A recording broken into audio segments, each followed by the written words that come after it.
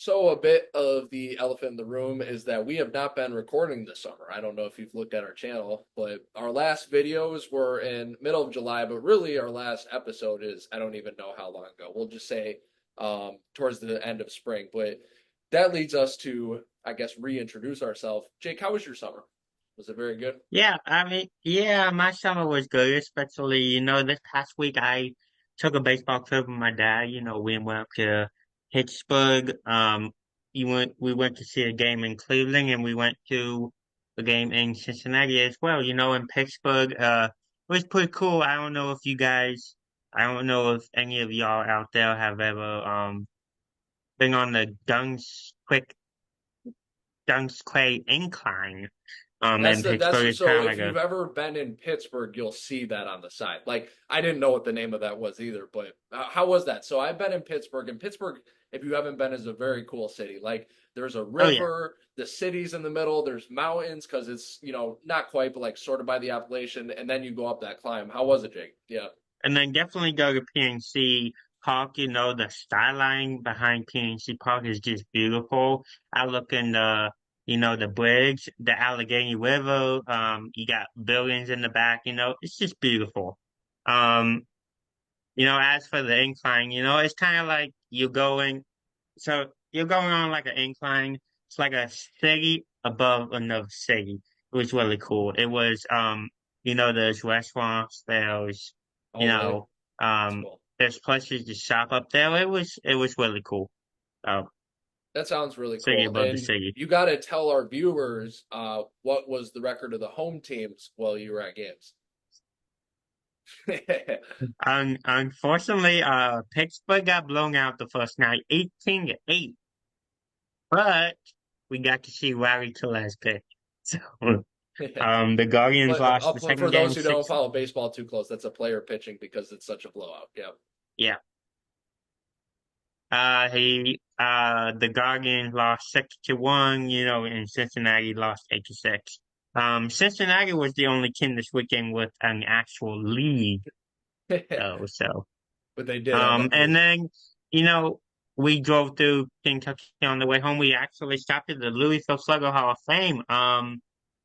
Louisville Slugger making bass obviously for over 150 years.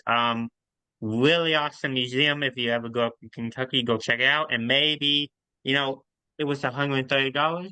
Uh, get your own customizable bat. Um, I have my middle name, my first and middle name engraved on And there. is that going up on the shelf, or are we hitting home runs with that? This is going up on the shelf. Okay, probably This is, the right choice. By the way, he's doing. I yes, give him a hard time, but he's making the right choice about that. Well, this okay, is going up on the shelf. very fun trip. Anything else of note this summer for our viewers? Not really of note for this summer, but in the beginning of fall, I will be taking a trip up to Indiana to go see the Indianapolis Colts and the Miami Dolphins play. Might be going to see a couple college football games as well. This man's getting all the nice sports trips. But I will say enjoy that Indianapolis game because number one, Lucas Oil Stadium is a beautiful stadium. And number two, it's always fun to see your team on the road because you get to see other away fans. As someone Titans fan, I've done it. I've been there. I've done that before. It's a lot of fun, and I'm sure Yeah, you'll enjoy it. Yep. really excited to see Anthony Richardson too. All Yeah. right, let's get So, into the very pressing topics. And I wanted to do this topic a long time ago. And I wanted to bring this up. So, what does it say about society? What I forget her, Haley Welch, talk to a girl, right? If you don't know what that means, we'll just have you look it up, right? But what does that say? So she becomes famous. She gets asked a question probably sexual in nature. I don't actually remember. It was like one of those like things you'd see on TikTok or Instagram, and she responds. And I don't know how much she actually means that, but what does it say that blows up? Not that she said it. I mean, people have been saying dirty stuff since caveman ages, but what does that say about social media that she's a star now? What does that say? I mean, I guess it makes sense why we've got websites like OnlyFans and stuff. But anyways, what does that say that she's a star? Because I think it says more about that than anything than any dirty comment. I think it says a lot about society. Society looks at those dirty comments as, basically what what they need, basically they need Gary Thomas, they need all of this. And you know, you know, I mean, it was like, she's answering a question for 2 seconds and got famous off of that. So, you know. But I think, and I do, and again, if she got her fame, I have no problem with that. I just do think, and I don't want to go whole conspiratorial here, but I do think it points back to the lonely men epidemic. Like, I highly doubt it's girls and women making that famous. It's the guys making that famous. It's like, well, I wish she could do that for me, but at the same time, that's what I think it is. And so again, good for Haley Welch. She reached her target audience, but I think we could do better. And one way I'm protesting is when I'm Instagram and I see something like that, just keep going by and look for the SpongeBob memes. That's what I do, right, Jake? The SpongeBob memes with my mustard jersey, you know. Yeah, I did say Jake looks like mustard, but I do. You got to turn around now because they got to see the letters. The one part I do like about the jersey, Paul Skeens. There we go. The lettering is so good. Chef's kiss. Best picture Um, in baseball, by the way. The I'll second best agree with picture that. in I will baseball agree with that. pictures Saturday. The second best picture in baseball pictures Saturday night. You got Tarek Screwball. So Is Garrett Crochet third? if You got the Dylan White Cease up Sox, there. Dylan Cease has the most strikeouts, I believe, in baseball. On the if the Padres. White Sox ever allow to go more than 4 innings, yes, Right. Well, that's the cap because they're going to trade him this offseason, unfortunately. But yeah. the thing is yeah, with with that, but he was still like even a week ago. I was just checking. He was only 13 back for the league lead in strikes, even after a month of only pitching 4 innings. So he's a crazy talent. Well, Yeah. you know, I I got mad at this because, the Pirates were the first team ever to, blow a 7-1 lead after leading after 7 innings. It was 10-3, and then the Pittsburgh lost 14-10. Um, but I think a lot of that's to blame on Derek Checking. I think that he took Paulstein's out way too early. He took Paulstein's out after the Yeah. fifth inning. Um, he 5 innings, 2 runs. Um, he had I like think he six gave up strikeouts, I six think. hits or 5 hits, so that's he got a little suspicious, but then the bullpen just lost it. Yeah. Yeah, I mean, but he was only at 82 pitches, and now Yes, I baseball saw that. is now baseball is contemplating implementing a rule that starting pitchers have to go at least 6 innings unless they give up more than 4 earned runs or throw over 100 pitches. MLB is considering doing that. That's what you're saying? Yes. That would be bad. I don't think they should interfere in that. But what do you make about the Pittsburgh Pirates then? Since we're there, like what? So obviously they were doing really well. Now they're like 10 games under 509, I believe, to be exact. They're not going to make the playoffs this year, but it's a very good season for a team that had no hope at all before. You got Paul Skeens, who's the cornerstone of your franchise. Yeah. You've got some decent players. You got some veteran players like Yasmani Grandal, who everyone thought was done, and now he's producing a little bit. Will they buy this offseason? What? And they've got some other good pitchers. I don't know. You know the names better than I do, Jake, but what are they going to Yeah, do this you got offseason? Paul Skeens, you got Jared Jones, you Yeah, got Jared Jones. Mitch Keller, who's actually been a pretty good sight for Pittsburgh this year. On the offensive side, you got Brian Reynolds. Obviously, he's been, a good player for, you know, 4 or 5 years now. You got Reynolds, you got, Larry Telez. Um, O'Neal Cruz has been all right since coming up to the MLB.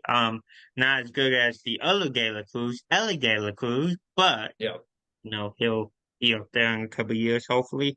Um, but I really feel like, this offseason needs to start with the Pirates firing Gerald Shelton. I think Okay. Gerald Shelton is to blame for a lot of the Pirates' struggles Even this year, even if he's taking not pitches on a out. growing team, sometimes you get a platform manager. So the White Sox had Rick Renneria from 2017 to 2020, and we had a really good season 2020. But we fired Rick Renneria anyways because we wanted to upgrade. Now our upgrade was Tony La Russa. That's besides the fact. The point is, yeah, sometimes even if the coach isn't terrible, sometimes you just want to take the next step up. But all right, well, I Yeah, was man, I seeing, think, or you got one more thing, and then yeah, I had a new topic. But go ahead, yeah.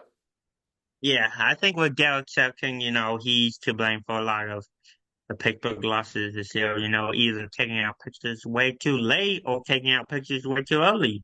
Like the other game with Postines. Um, he started to pitch the sixth and even maybe the seventh, depending on how many pitches he used to get out of the sixth inning. Yeah, He's taking Postines out before. I remember the start before the All-Star break in Milwaukee. He had seven no-hit innings. Yeah, he was 100 pitches, but but he took but him actually out that does and bring up a good Pittsburgh point almost though, blew the Jake. game. That does bring up a good point though, that which is something I've debated you off air on, is that you want to save his arm a little bit. He's a rookie pitcher, and to have him go into 120 something pitches, like I get the no hitters great, but you just can't do that. And again, he shouldn't be pulled out at 82 pitches, but again, and I'm not even defending the manager. I don't know enough about him, but the point is I think that's the right call to take him out. You can't pitch him much more than that. But yeah, man, obviously the no-hit was great. You want to save his arm, yes. But I also feel like, the Pittsburgh Penguins came in and blew that game. Um, Yeah. so a lot of people Again, just and don't yeah, they don't understand have a who good pen, and takes games out. that's something they're gonna have to address. But this year is not a competing year for Paul Skeens. Like if he gets a no hitter, that's great. I'm sure he'll have plenty more chances to get a no hitter later on. You want to make sure he'll have those chances, unlike and try to avoid him getting Tommy John surgery. Yeah. Yeah. But all right, I have a so when I was coming back up to North Dakota, because highways are usually like 70 around my house, and when you get to North Dakota, to go to school, and I go to school at University of North Dakota, highways are 75 miles an hour, which made me question. I had a question for you. What would be the fastest speed limit? So if you got to set an ideal speed limit when you're on the highway, what would be that speed limit? Would you be nuts and go to 100? Are you conservative? Do you like the 70? What is your take on that? So the fastest highway in the United States is, I believe, I'm not I don't positive know on the the name. It's number. 85 miles an hour in Texas. I know that. I don't know the Yes. name of it though. Yeah. Yeah, I'm not positive on the number, but that is the fastest highway in the United States. The fastest highway in the world has no speed limit. I believe that's somewhere, I've heard that. yeah.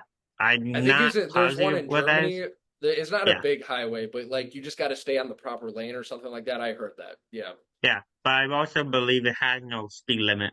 Um, as for the fastest speed limit on like major highways, I Yes. kind of like the 75 to 80 range. On back road highways, maybe you can go a little faster, depending on how, straight the highways are and depending on, if you can keep up with, the flow of traffic. Mhm. Right. Yeah. No, I got to agree with you. I'm going to go with 80 for a few reasons. I'm going to go 80. That's the fastest I would like to go. And most of these, like that one country where they have super fast limits, I'm actually okay with that. Some people are going to be like, that's so dangerous and unsafe. Well, if it's then don't go on it. Nobody's forcing you to go on it. So I would go with that. But I would go with 80 because again, the United States, a lot of people live here, so it's not so easy to do that. And that's why usually when you see outside of the weird Texas one, that's why usually you'd see 80 or 85 or 75, it'll be in like rural states, especially like North Dakota. So that's when you'd see it for that. But I would like 80 because on any high impact, you just don't want to get in any high impact at all. And Yeah, then 10 miles from 70 to 80, that might save you a lot of time. So let me save some time. Let me go 80 miles an hour. Let's go. yeah, but you also got those people who, don't pay attention to the speed limit whatsoever, and Oh, true. Which is so interesting because sometime I'll be home in Wisconsin and on that highway it goes from 70 and once you get close to Milwaukee it's 55, but the people go the same speed. So I'll be going like I'll be in the 55 one. I'm going slower than everyone. Everyone's like speeding by going 15 over and then once I get up to the 70 because I don't go exactly 70. I go a little bit over. I'm all of a sudden moving behind them. So yeah, that's true, Jake. Maybe we're just nerds because I think some people just don't actually pay any attention to speed limits at all. yeah, honestly, probably not. I I remember coming home on I-85 yesterday, and somebody passed me. I think they must have been doing over 100, maybe 105. So Yeah, yeah, I know it's great. Hopefully but hopefully cops pull them over because that's their job. But yeah, I think we're gonna wrap it up here for today. This was our first show back, and we're glad to be back. I can't wait to discuss more topics as they come. Jake, it's been real, my friend. All right. yeah, man, of course. We'll see you guys next time.